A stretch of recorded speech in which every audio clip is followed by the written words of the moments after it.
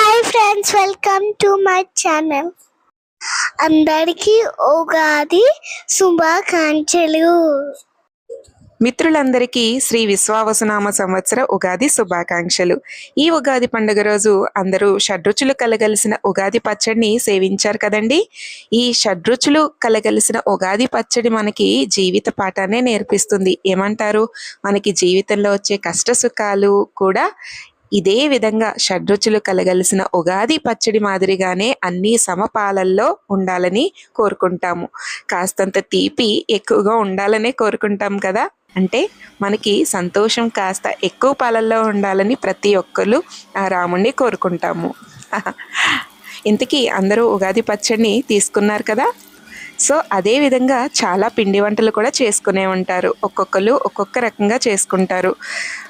నేనైతే మన ఆంధ్రాలో ముఖ్యంగా చేసుకునే పూర్ణం బూరెలు అయితే చేసేసానన్నమాట.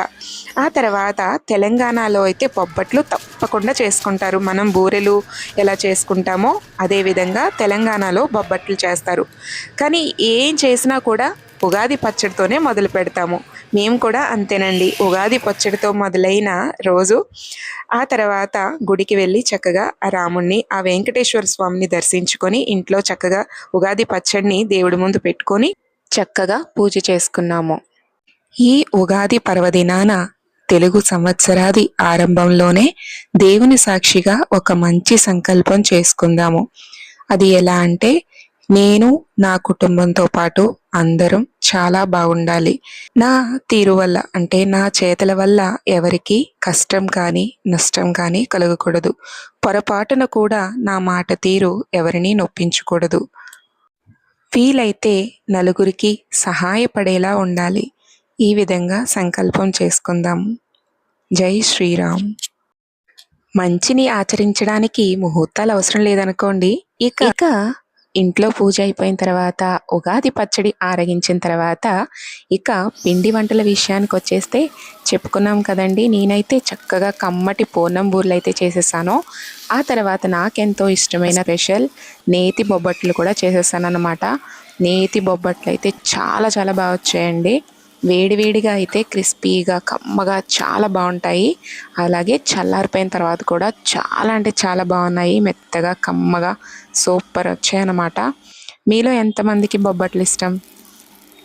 అండ్ బూరెల్లో కూడా వేడివేడిగా ఉన్నప్పుడు బూరెని చెదుపుకొని నెయ్యి వేసుకొని తినడం ఎంతమందికి ఇష్టం చెప్పండి. నేనైతే ఇలా బూరెలు చేశాను, బొబ్బట్లు చేసేసాను, అలాగే ఉల్లిగారెలు కూడా చేశాను అన్నమాట. అండ్ మీరు ఈరోజు ఏమేం పిండి వంటలు చేసుకున్నారో నాకు తప్పకుండా కామెంట్ సెక్షన్లో చెప్పేయండి. మరి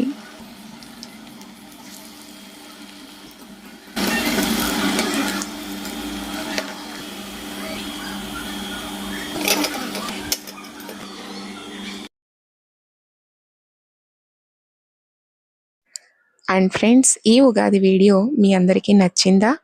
నచ్చితే ప్లీజ్ లైక్ చేయండి, అలాగే షేర్ చేయండి. అలాగే మీరు ఈరోజు ఏం చేశారో, అలాగే ఏమేమి పిండి వంటలు చేసుకున్నారో నాకు తప్పకుండా కామెంట్ చేయండి. Thank you so much. Bye bye. జై శ్రీరామ్.